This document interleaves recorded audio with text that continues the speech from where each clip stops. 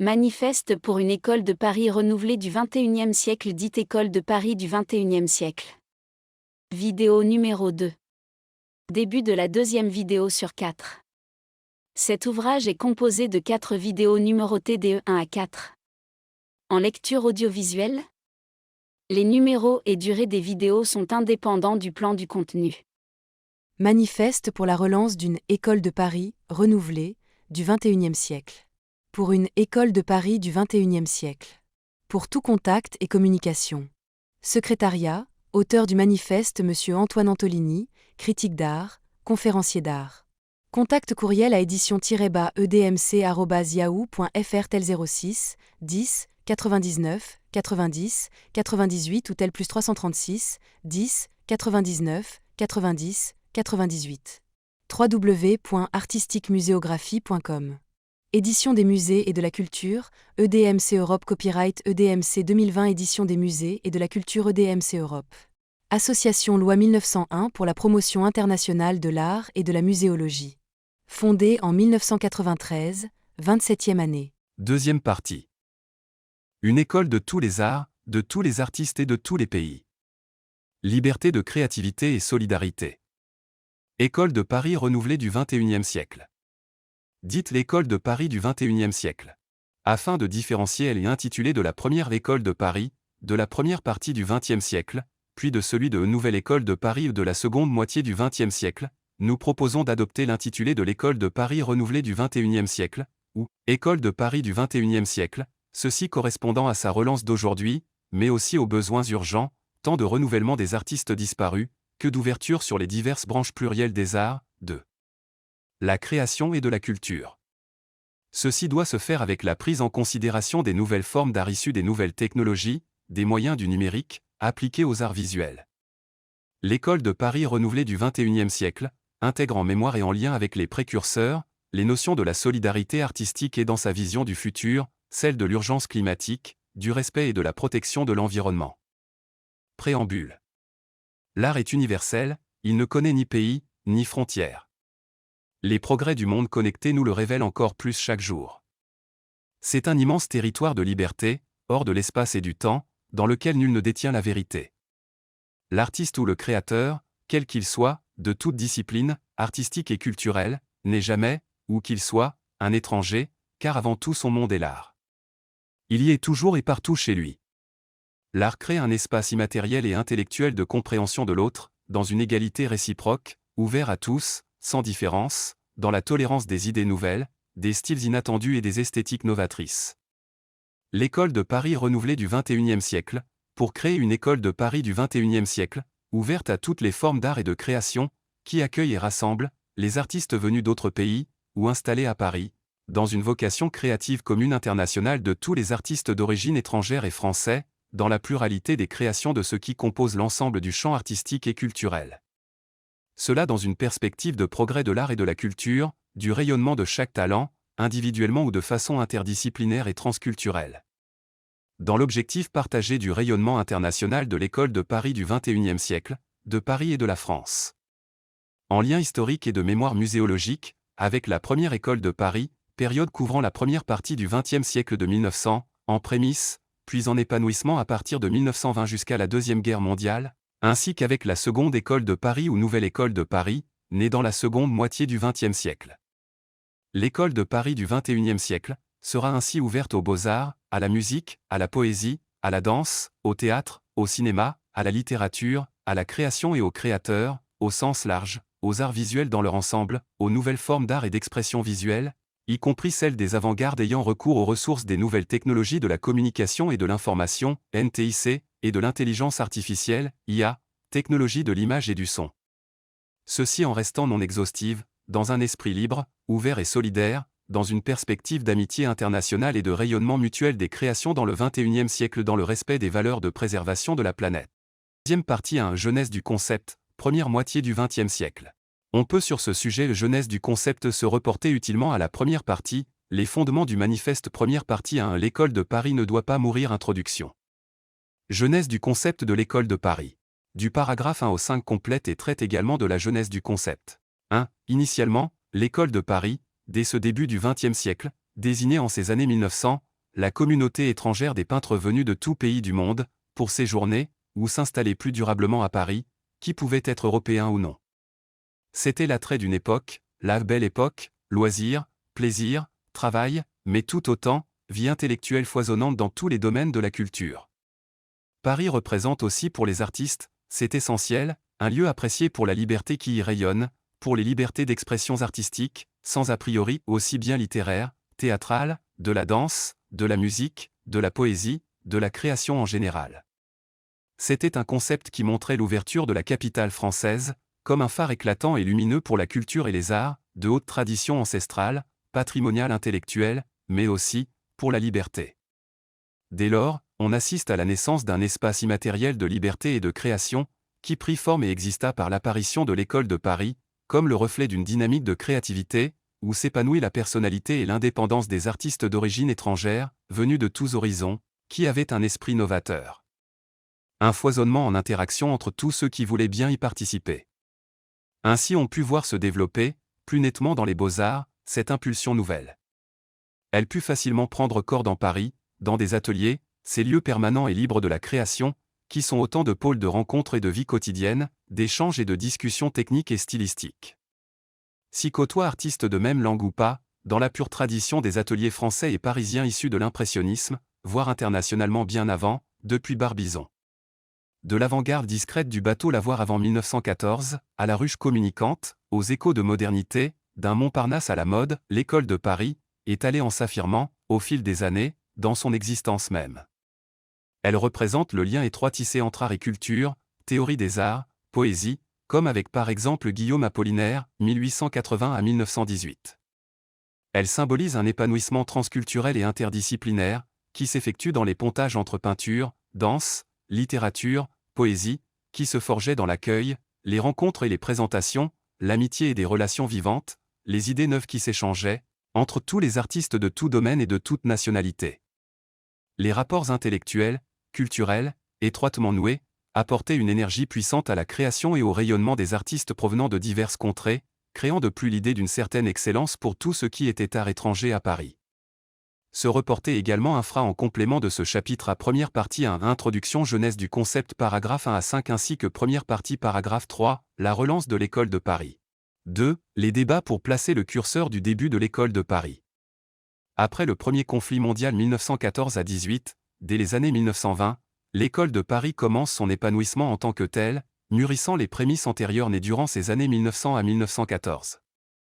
Selon certains auteurs, cette période 1900 à 1920 constituerait en soi la toute première école de Paris, d'une manière informelle, notamment avec l'arrivée à Paris de Picasso, venant d'Espagne, ou de Chagall, de Biélorussie, de Soutine, de Russie, Modigliani, venant d'Italie, de Van Dongen, des Pays-Bas, ou Kissling de Pologne, ou encore Fujita du Japon et de bien d'autres pays encore. De ce fait pour certains, l'école apparaissant dans l'après-guerre de 1914 à 18 constituerait déjà une seconde l'école de Paris. Selon d'autres la première l'école de Paris, est née dans cette après-première guerre mondiale et engloberait les précurseurs antérieurs, de la période 1900 à 1914. Pour d'autres enfin, il conviendrait de faire partir cette naissance avant 1914. Pour certains auteurs encore, il conviendrait de la dater objectivement, c'est-à-dire à partir de l'apparition de son intitulé en 1923, pour d'autres, ce serait indiscutablement dans une publication de 1925, qui cerne son existence. Mais là encore, on sait qu'elle est citée en tant que telle, dans la presse, avant 1914, et vise des peintres d'avant-garde du moment à Paris. Ce qui ferait un écart de naissance objectif au minimum de plus d'une décennie. Donc, sans entrer dans un débat de datation, ou d'antériorité de publication, voire de recherche des initiateurs génériques, il convient de rappeler que tout le monde s'accorde à dire que l'on parle ici, d'un phénomène culturel immatériel, sociologique. On pourrait alors proposer et considérer pour pouvoir clore ce débat, entre première avant 1914 ou seconde après 1918, ou première pour la période 1900 à 1939, que l'École de Paris est née dans les années 1920. Datation souple et scientifiquement admise pour couvrir la période de la décennie 1920 à 29. On peut considérer que cette période est, par ailleurs à moyen terme. À savoir tout proche de la période antérieure à partir de 1900 à 1914, cette datation se tient à une décennie et demie de sa limite postérieure de la première école en 1939. De ce fait cela crée un consensus qui permet ainsi un pontage fonctionnel, réaliste pour situer dans le temps ce phénomène et surtout cet esprit spécifique de l'école de Paris, qui est ce qui nous intéresse. En d'autres termes, pour conclure sur ce point, si l'on établit avec une majorité d'auteurs, la vie de cette première école entre 1900 et 1939, les années 20 à 29 restent bien le cœur de cette première école. En fait, le cursus de naissance de l'école de Paris chevauche une guerre, celle de 1914 à 18, ainsi que deux moments intenses d'épanouissement sociétaux particulièrement importants. Il s'agit d'une part, de la fin de la Belle Époque, qui s'achèvera entre 1900 et 1914 et d'autre part des années folles, dans la décennie 1920 à 29.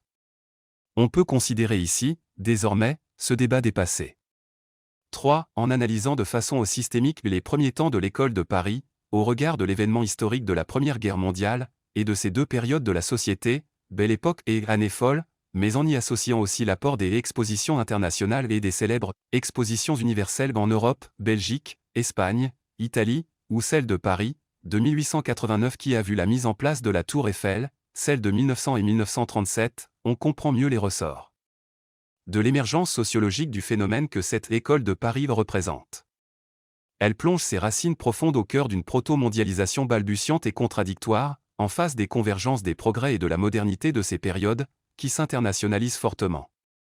Dès lors, l'école de Paris y puisait encore plus de raison d'être, en particulier par toute l'internationalisation que contenait son concept initial. C'est ainsi que la création artistique et littéraire allait prendre elle aussi en marche, ce train du progrès, au travers de nouveaux concepts transculturels, interdisciplinaires et internationaux des arts et de la culture. Il apparaît incontournable que l'on doit étroitement associer également ces observations sociologiques, trop souvent négligées, lorsque l'on veut analyser le phénomène d'émergence et d'évolution de la première école de Paris, dans sa période 1900 à 1939 et sa nature internationale. Partie seconde 2, développement du concept après 1945. L'évolution du concept dans la seconde moitié du XXe siècle. La nouvelle école de Paris est le choc esthétique de l'arrivée d'une nouvelle période d'histoire de l'art avec l'avènement de l'art contemporain, qui va succéder à l'art moderne. 1. L'art avec la jeune peinture à partir de 1945 et dans la seconde moitié du XXe siècle, connaît une nouvelle animation artistique, qui commence à renaître dans la capitale, dans cette période d'après-guerre.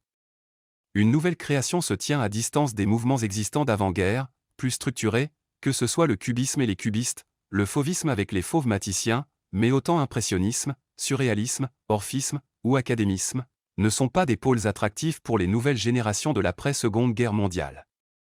Même si la figuration reste en vogue, ce sera l'abstraction, les styles abstraits, lyriques puis géométriques, qui deviendront plus d'avant-garde. Nous sommes en ce début de seconde moitié du siècle et une nouvelle forme d'école de Paris commence à réapparaître et à se développer autour de l'art, à revivre autour de la peinture et y intègre les nouvelles générations d'artistes, de peintres français et étrangers. On assiste à une participation de jeunes peintres, qui se regroupent dans la capitale par affinité stylistique, artistes figuratifs et abstraits. Les maîtres du cubisme, tels Picasso ou Fernand Léger, font néanmoins toujours autorité, tout comme les peintures maticiennes ou fauves qui apparaissent comme les valeurs les plus sûres de cette nouvelle modernité auprès des collectionneurs ou des marchands d'art, dans ce retour à la vie sociale, artistique et culturelle. Des salons se mettent en place progressivement, avec une véritable recherche de nouveautés. L'influence picturale américaine ne se fera pas encore sentir, n'apparaît pas immédiatement après la Libération. Les 5 années 1945 à 50 marquent une effervescence dans la capitale, avec des artistes de tout style, qui s'efforcent de s'imposer dans ce retour à la vie, soit individuellement, soit en groupe. Le figuratif, les sursauts du symbolisme, le paysage abstrait, le cubisme, le fauvisme, l'impressionnisme, le surréalisme, sont aussi de retour. Figuration et abstraction se disputent les 6 messes dans la capitale. Les artistes, regroupés en courant dans ces styles, cherchent de nouvelles voies, recherchent des marchands, des galeries. Une nouvelle école de Paris, foisonnante, constituée de nouvelles générations de peintres, exprimant une créativité inouïe est en train de naître, de prendre forme, avec l'appui de critiques d'art et de galeristes. Dans ce début d'après-guerre, ce qui va devenir la nouvelle école de Paris, prend peu à peu forme. Certains auteurs préfèrent la nommer seconde école de Paris, en référence à la première école d'avant 1939. Cette nouvelle école de Paris amorcera un tournant historique, non seulement par sa connotation nationale, mais également par son orientation vers une dominante des disciplines d'un art pictural, voire statuaire. Braque ou Buffet, mais aussi Bazaine, Manessier, Messagier, Estève, Lemoyle, Bissière, de Staël, produisent des œuvres nouvelles, qui peuvent donner matière à une nouvelle école de Paris, susceptible de se dégager, avec un nouveau potentiel créatif, se dégager de l'ombre des monstres sacrés tels Picasso, Miro, Chagall, Giacometti mais aussi Matisse, ou Léger. Cette nouvelle école de Paris naissante, c'est prendre de la distance par rapport au surréalisme et au cubisme, ou à l'impressionnisme. La nouvelle école de Paris naissante est à la recherche de jamais vu, de neuf, et cherche à couper les liens avec les fondamentaux esthétiques des précurseurs, ce qui lui semble un passage obligé, entraînant corrélativement l'abandon des logiques interdisciplinaires et transculturelles de la première école de Paris. À partir de 1950, l'art à Paris entre plus avant dans une phase de modernité et de recherche de nouvelles voies. Dans ce contexte, la formalisation grandissante de cette nouvelle créativité ne devait plus tarder à aboutir, et se révèle. Sous l'impulsion de l'excellent critique d'art et écrivain français Charles Estienne, 1908 à 1966, un groupe d'artistes exposera en tant que Nouvelle École de Paris en février 1952. Lorsque l'on analyse son développement et son épanouissement dans ces années 50, on s'aperçoit que le dénominateur commun principal y est modifié, l'objectif principalement n'est plus le regroupement d'artistes venus de l'international, qui va la définir, ni les caractéristiques de croisements artistiques et culturels en interdisciplinarité, mais le contenu stylistique. Cette seconde école de Paris des années 50, désormais plus connue sous le nom de Nouvelle École de Paris, dans sa nouvelle identité, marquera un net revirement, par rapport aux idées de la première école de Paris des années 1920, voire une rupture, avec une impulsion artistique originale, qui s'orientera vers un rayonnement d'essence plus national, même si des artistes d'autres pays y participent et sera plus spécifiquement orientée vers l'art abstrait. Très axée principalement sur le domaine pictural, cette nouvelle école de Paris, prise entre tendances parisiennes de figuration et d'abstraction, se développera plus fortement sur un axe d'abstraction dans une sorte de nuit inédite, qui fera évoluer l'art moderne vers l'art contemporain. 2. L'avènement des décennies de l'art contemporain.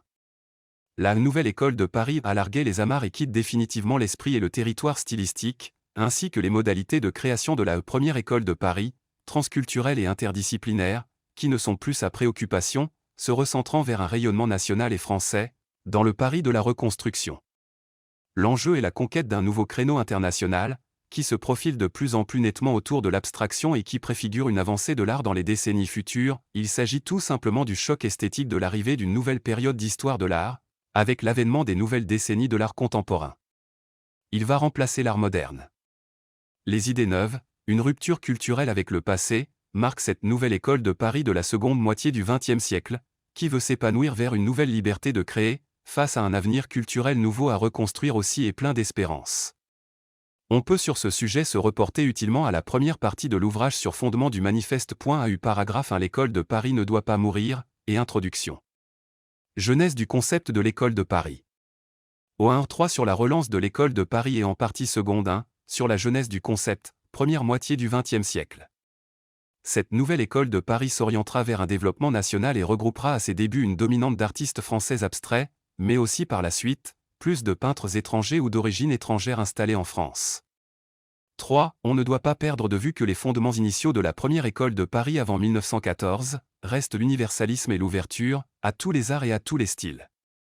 Ces fondements marquaient un état d'esprit d'ouverture, non seulement à la peinture ou aux beaux-arts, mais tout autant à la création théâtrale, à la poésie, à la musique, à la danse, à la littérature, à l'architecture en croisant les différents domaines artistiques et littéraires pour aboutir à un champ créatif interactif et interdisciplinaire. Liste non exhaustive. La nouvelle école de Paris des années 50 n'avait pas cet objectif interdisciplinaire et transculturel.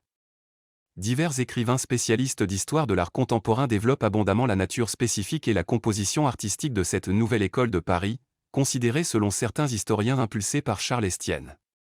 Il convient là encore, tout comme pour la première école de Paris, voire deuxième partie 1 à 3, d'analyser cette nouvelle école de Paris, avec un certain nombre d'observations systémiques. Nous sommes dans cette après-guerre, dans ce début des années 50, dans une période de reconstruction, de recherche d'un nouveau modèle artistique et culturel à redéfinir. La société a besoin d'optimisme et d'un retour à la recherche du bonheur, comme l'avait d'ailleurs très bien compris Fernand Léger par ses œuvres. Les années 50 nous montrent aussi, un art abstrait en pleine expansion du côté des États-Unis. La France se devait de produire une nouvelle création contemporaine, suffisamment audacieuse et hors des sentiers d'un déjà-vu, d'avant-guerre, afin de faire face à cette nouvelle et puissante créativité d'outre-Atlantique, largement soutenue par l'État américain. En France, Les peintres et sculpteurs de cette nouvelle école de Paris ont très bien su faire face à la vague abstraite américaine, qui allait déferler sur la culture européenne. Des peintres tels Georges Mathieu, Bernard Buffet ou Pierre Soulages, parmi plusieurs autres peintres et sculpteurs, ont sauvé le rayonnement de l'art français contemporain et imposé une recherche en peinture de très haut niveau, qui a su avantageusement faire face à celle d'un Jackson Pollock, d'un Willem de Kooning ou d'un Mark Rothko. Ils ont définitivement révélé aux yeux du monde la capacité de la France à imposer son excellence créative dans une période difficile. Qu'ils en soient ici remerciés, tout comme les autres talentueux artistes de la Nouvelle École de Paris. 4. Le paradoxe de la Nouvelle École de Paris. En abandonnant les concepts de la première école, en privilégiant un art abstrait pictural et statuaire, a donné lieu à un développement artistique, certes réussi dans les beaux-arts, mais qui est resté restreint et s'est privé d'un phasage ouvert avec l'art contemporain en tant que tel, qui était pluriel et diversifié et en pleine expansion, avec par exemple la danse contemporaine, les ballets contemporains, avec des danseurs tels Serge Liffard, 1905 à 1986, Astérisque, ou Roland Petit, qui s'efforçaient également de faire participer d'autres créateurs à ces chorégraphies, en ce sens proche de l'esprit d'un Diaghilev, ou Maurice Béjart qui innove lui aussi, ou encore tout comme l'étoile Caroline Carlson. La musique contemporaine, avec l'arrivée de la musique électronique et l'introduction de l'informatique dans l'acoustique avec la musique concrète, le théâtre, avec de nouvelles formes d'écriture ou de thématiques plus sociétales, prennent un envol européen. L'écriture et la poésie contemporaine, l'architecture contemporaine, une véritable évolution, se crée dans de nombreux domaines de l'esthétique et des arts visuels. La Nouvelle École de Paris qui s'est éloignée des fondamentaux des précurseurs de la première école, n'a pas été au rendez-vous du renouveau contemporain dans une dimension de rayonnement diversifiée, alors que tout s'y prêtait. La peinture ou la sculpture abstraite ne suffisait pas pour être locomotive d'un nouveau rayonnement international dans la capitale, il semble que la Nouvelle École de Paris n'a pas su prendre le train de l'interactivité, de l'interdisciplinarité, pour conduire, c'est important, un véritable essor transculturel de l'art contemporain en cette seconde moitié du XXe siècle. Nota astérisque Serge Liffard, 1905 à 1986, ancien danseur d'origine ukrainienne des ballets russes de Diaghilev, entré en 1929 à l'Opéra de Paris, danseur chorégraphe puis danseur étoile à l'Opéra de Paris. Il créa par ailleurs ses propres ballets et fit appel au peintre Picasso pour créer les costumes de son ballet Licard. 5. Alors que cette nouvelle école de Paris était au cœur de l'arrivée de l'art contemporain, qui allait remplacer l'art moderne, cette école n'a pas su s'adapter à cette période d'histoire de l'art, du fait qu'elle avait abandonné les fondamentaux de la première école de Paris, elle fut trop focalisée sur la tendance de l'art abstrait, qu'elle a vu comme le créneau majeur et dominant de la seconde moitié du XXe siècle. Ce en quoi elle ne s'est pas trompée, mais elle n'a pas compris la véritable dimension de l'art contemporain, l'amplitude de ce champ nouveau, la réévolution esthétique que cela représentait, bien au-delà de l'art abstrait. L'art contemporain allait submerger toutes les disciplines esthétiques des arts visuels, des scénographies, de la danse, à la musique, en passant par le cinéma et tous les moyens de production technologique de l'image et de la création. Plus que jamais, l'art contemporain allait être interdisciplinaire et transculturel et la Nouvelle École de Paris aurait pu accueillir en son sein, dans la seconde partie du XXe siècle, de nombreux artistes de disciplines diverses, tels chorégraphes et danseurs, cinéastes, photographes, designers, musiciens, écrivains, auteurs de formes d'art novatrices issues des nouvelles technologies, ceci dans une fusion interactive de création, tout comme avait très bien su le faire la première école de Paris en son temps, et en avait pourtant légué le principe intrinsèque. Voir deuxième dans la partie 6 à 1 et 6 à 2. Passons à présent à 6, utilité du manifeste.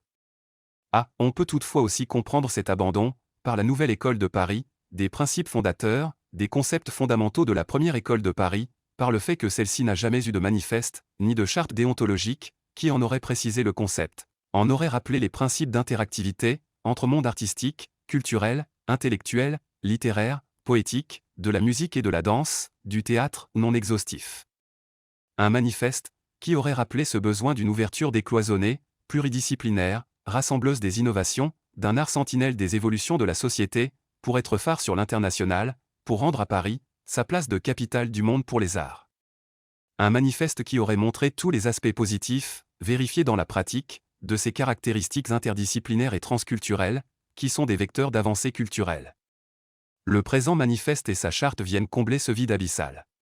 Nous espérons que dans l'avenir du XXIe siècle, il permettra d'éviter les erreurs du passé, et apportera toute la force de notre passé, pour construire le futur avec une école de Paris renouvelée du XXIe siècle, ou École de Paris du XXIe siècle. B. La survie de ce continuum appelle aujourd'hui un risorgimento. Cela nécessitant le besoin de définir les contenus de ces concepts, afin de pouvoir en assurer leur sauvegarde, leur protection et leur promotion culturelle. Cela nécessite tout autant une prise de conscience de tous, des progrès de notre siècle, pour intégrer une vision nouvelle et anticipative, des arts attendus dans ce XXIe siècle naissant. Ce manifeste répond à ces besoins. Voir entre autres, le chapitre suivant dans le 2 et 3. Deuxième partie. Chapitre 3 à l'aube du XXIe siècle, un besoin de retour aux sources, pour l'école de Paris du XXIe siècle. Pour une école de Paris renouvelée et ouverte, à l'ensemble des disciplines de l'art contemporain. En ce début de XXIe siècle, ouverte pour le futur aux nouvelles technologies de l'information et de la communication, NTIC, et de l'intelligence artificielle, IA. 1. Non bis in idem, ou ne pas refaire les erreurs du passé. Aujourd'hui, les temps ont changé, nous sommes immergés dans un monde internationalisé, la mondialisation, récriée par certains, s'étend pourtant pratiquement à tous les domaines. Elle est non seulement à nos portes, mais a pénétré notre quotidien. Nous vivons dans un climat international, nous vibrons dans un contexte international. Nous évoluons au rythme des pulsations des technologies de l'information, de la communication. Nous sommes à l'heure des émerveillements, face aux multiples applications de l'intelligence artificielle. L'ouverture aux autres nations, aux autres peuples, à la vie européenne, internationale, est devenue un facteur de notre propre évolution sociétale. On s'aperçoit, dès lors, que les arts et la culture sont plongés eux aussi dans cette nouvelle dynamique et ils doivent évoluer avec elle. Il en va du futur même de notre culture, de notre art, que de savoir recréer et développer une ouverture d'esprit, sans a priori, dans un enrichissement culturel interactif et mutuel. La prochaine école de Paris, qui est déjà celle d'aujourd'hui, de ce XXIe siècle naissant, se doit d'épouser l'évolution objective et réelle, dans laquelle nous vivons, à notre époque. Cela est incontournable. Elle doit être non seulement l'école de Paris du XXIe siècle mais aussi l'école de Paris de tous les arts contemporains du XXIe siècle. Sa mission est de deux ordres. D'une part, accueillir et faire connaître les savoirs traditionnels et ancestraux de créativité de tout pays, et en promouvoir l'épanouissement, car ils font partie aussi des patrimoines culturels des nations. D'autre part, savoir faire corps avec le futur, en étant en osmose avec la création issue des nouvelles technologies de l'information et de la communication, NTIC, et de l'intelligence artificielle, IA. Ceci, en accueillant les artistes et les œuvres de cette nature, provenant des savoirs d'artistes de tous les pays. C'est en restant fidèle au principe d'ouverture internationale, de création diversifiée et plurielle de la première école de Paris, que l'école de Paris renouvelée du XXIe siècle, ou école de Paris du XXIe siècle, sera le continuum essentiel de cet espace immatériel de création contemporaine. Parce qu'elle intégrera le respect des principes fondamentaux initiaux, qui lui sont légués. Ce sont eux, qui permettront ce phasage, puisqu'elle a initialement émergé de cette ouverture internationale. C'est ce qui la caractérise, et doit la caractériser encore dans l'avenir de notre XXIe siècle. L'école de Paris renouvelée du XXIe siècle dite école de Paris du XXIe siècle, est une chance et un atout pour Paris, pour la France, pour notre société, pour les artistes et les créateurs du monde. 2. Il convient de ce fait, aujourd'hui et pour l'avenir, de revenir aux sources de la première école, revue et actualisée, dans le contexte de notre XXIe siècle. Ce terme école de Paris, initialement, regroupe des artistes au sens large, certes peintres et sculpteurs, mais également des écrivains, des poètes, des acteurs et auteurs de théâtre, des photographes, des danseurs, des créateurs dans les nombreux domaines des arts les plus variés, non exhaustifs. 3. Le terme école de Paris doit se comprendre en le considérant, dans un Paris, mais aussi comme devant être considéré depuis l'étranger, comme un concept vu et apprécié, depuis le dehors. 4. Le terme école marque un concept d'épanouissement collectif, dans un cadre géographique, mais aussi de rassemblement créatif autour d'un lieu rayonnant et international, qui est aussi perçu comme tel depuis l'étranger. S'agissant de créateurs venus de l'extérieur des frontières, c'est aussi un concept qui peut être compris, à partir de l'extérieur, comme une excellence de création internationale, faite à Paris. 5. C'est un concept par définition international, à l'intérieur même du cadre national.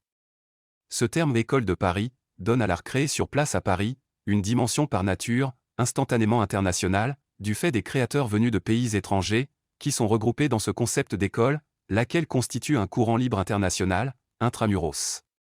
6. Dans le respect des principes fondateurs de la première école, les artistes étrangers, parisiens et français, peuvent tout autant y participer et créer en interactivité, en interdisciplinarités artistiques, dans le croisement des différents arts contemporains. Les artistes étrangers, ou français, peuvent ainsi se référer et se réclamer tout autant de cette école de Paris renouvelée du XXIe siècle, dite l'école de Paris du XXIe siècle, si cela se justifie, dans et par leur art, par la relation artistique et socioculturelle, intellectuelle, qui existe interactivement entre Paris et les artistes venus de l'étranger, entre les artistes d'autres pays sur place et ceux parisiens, ou plus largement français, qui sont en lien avec Paris par leurs attaches. Leur séjour de travail, leur collaboration transdisciplinaire, ou bien par le contenu thématique de leur travail artistique, qui les relie à la capitale. En intégrant dans ces relations, celles pouvant être créées à distance, en matière artistique et de création dans les arts contemporains, par les nouvelles technologies de la communication et de l'information et la télémuséologie. 7. Pour le futur, dans la durée du XXIe siècle, l'objectif de ce manifeste préconise le retour aux sources, c'est-à-dire à l'école de Paris initiale, au travers d'une école de Paris renouvelée, ou école de Paris du XXIe siècle. Celle-ci doit être une véritable école de Paris pour tous les arts contemporains du XXIe siècle, avec une très large ouverture à toutes les disciplines des arts, aux technologies intervenant dans la création, ainsi qu'ouverte à toutes les catégories de créations artistiques et littéraires, d'expressions artistiques, culturelles, de tout pays, qui produisent par leur symbiose un nouvel apport de culture, un nouveau creuset de création et font progresser notre patrimoine culturel français, la culture internationale. Une école de Paris nouvelle et ouverte, tel un phare rayonnant dans le monde. Manifeste pour une école de Paris renouvelée du XXIe siècle dite école de Paris du XXIe siècle. Fin de la vidéo numéro 2. Fin de la deuxième vidéo sur 4. Cet ouvrage est composé de 4 vidéos numérotées de 1 à 4. En lecture audiovisuelle, les numéros et durée des vidéos sont indépendants du plan du contenu. L'auteur Monsieur Antoine Antolini, Critique d'art et les éditions des musées et de la culture, EDMC Europe, vous remercie pour l'intérêt et l'attention portée à ce document audiovisuel. Voir vidéo suivante numéro 3.